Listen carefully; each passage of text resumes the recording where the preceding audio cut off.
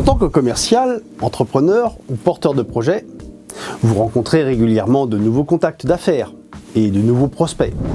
Dans cette vidéo, vous allez découvrir comment rendre votre présentation accrocheuse, impactante, pour séduire votre nouveau contact et lui donner envie d'avancer avec vous. Et à la fin de cette vidéo, vous découvrirez un exemple concret que vous pourrez télécharger pour appliquer cette méthode dans votre propre business.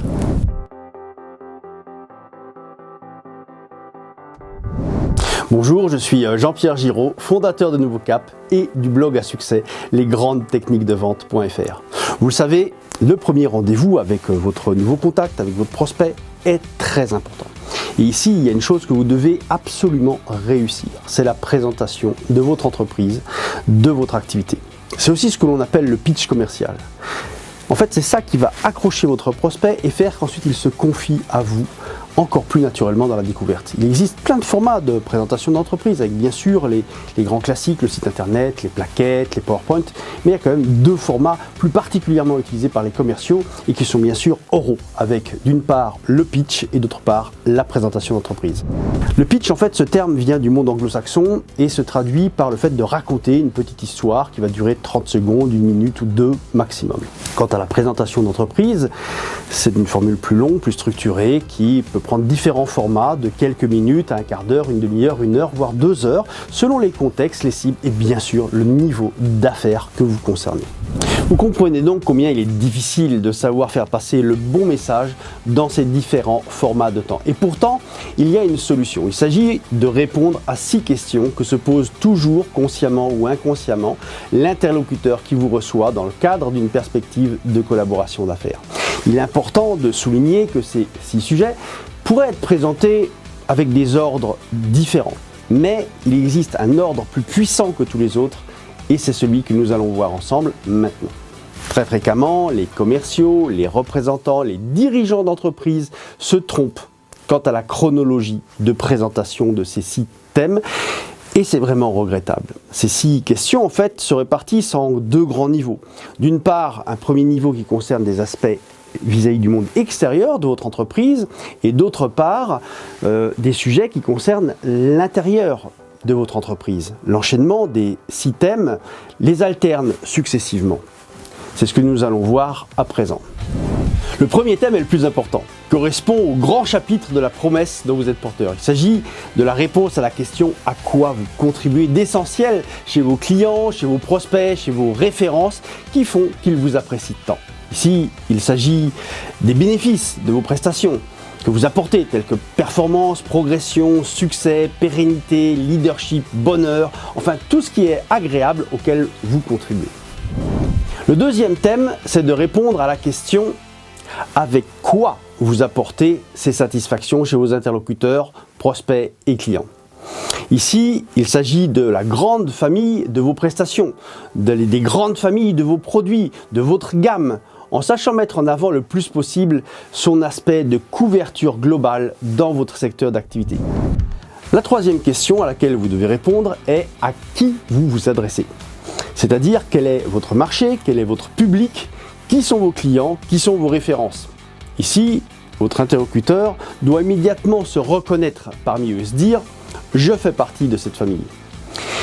Il vous appartient de présenter vos éléments de façon puissante, avec des chiffres clés qui impactent fortement votre interlocuteur.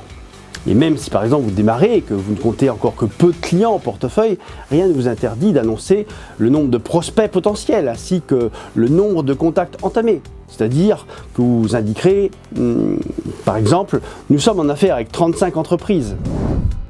C'est seulement en 4e position que se situe la réponse à la question qui vous êtes et comment votre structure est organisée. Parce que ici, bien sûr, ça donne tout son sens.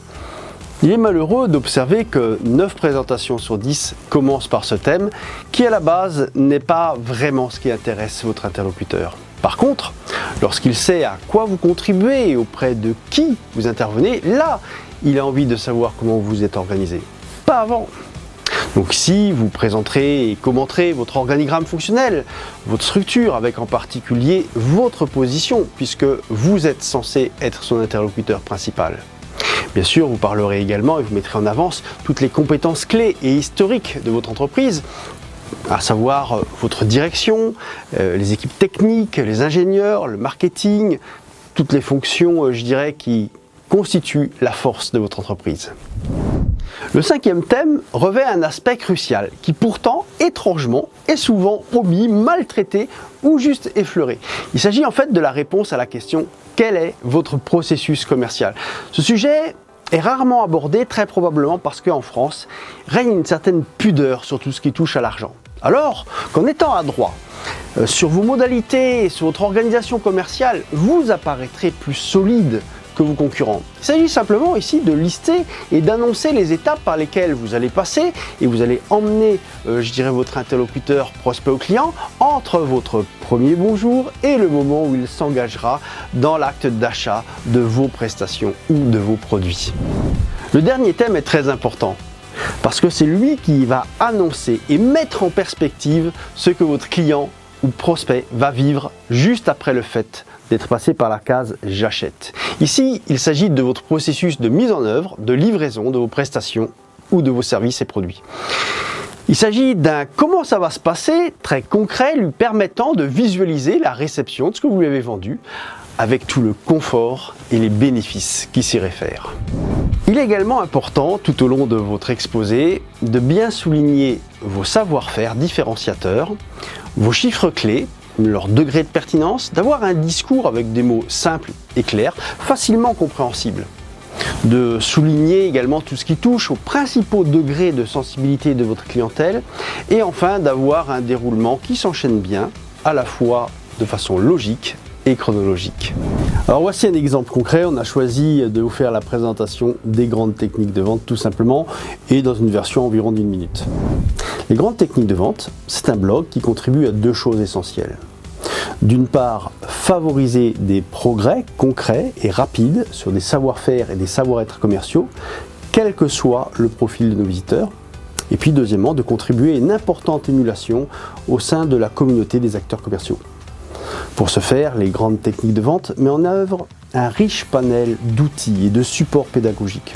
Des vidéos techniques commerciales, des vidéos de coaching commercial, des articles thématiques détaillés, des PDF, des supports téléchargeables, mais aussi à travers les relais sur les réseaux sociaux, par exemple des citations inspirantes, des conseils pragmatiques, etc. Grâce à Internet, les grandes techniques de vente bénéficient d'une audience internationale auprès d'une vingtaine de pays de la francophonie. Nos lecteurs se comptent par dizaines de milliers chaque mois et un joli pourcentage d'entre eux est abonné à notre blog ou à notre chaîne YouTube. Alors on connaît un peu le phénomène start-up. En fait, ces chiffres sont en progression constante.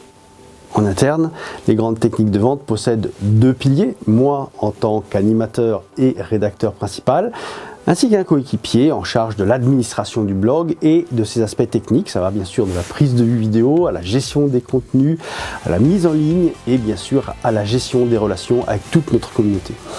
Concernant notre organisation commerciale, c'est simple. C'est ultra simple, tout est gratuit. Les grandes techniques de vente se veut une vitrine promotionnelle offerte à tous les acteurs commerciaux ou même ne serait-ce qu'aux curieux et aux sympathisants de cette belle matière. Vraiment, nous faisons tout ce que nous pouvons, tout ce qu'il faut pour permettre aux internautes d'accéder facilement, rapidement à des contenus sur des grandes techniques de vente. Et nous travaillons sans cesse à optimiser l'ergonomie, à chercher des contenus plus complets, plus puissants pour apporter chaque jour plus de ressources et contribuer sans cesse au décollage, à l'explosion et au succès de nos lecteurs et de chacun d'entre vous. Maintenant, téléchargez cet exemple et le résumé de cette vidéo en cliquant sur le bouton ci-contre. Vous aurez alors tout en main pour réussir vos présentations, accrocher et séduire vos prospects, vos nouveaux contacts pour au final vendre plus et performer plus. Pour conclure, je tiens aussi à vous livrer un dernier message très important. Votre présentation, vous devez la connaître absolument par cœur. Et si c'est possible, en 3 versions. Une longue, 15-20 minutes, une comme celle-ci, 1 ou 2 minutes, et une qui ne raconte que l'essentiel, 15-20 secondes. Voilà, à vous de jouer, téléchargez votre bonus, je vous souhaite vraiment bonne chance sur le terrain.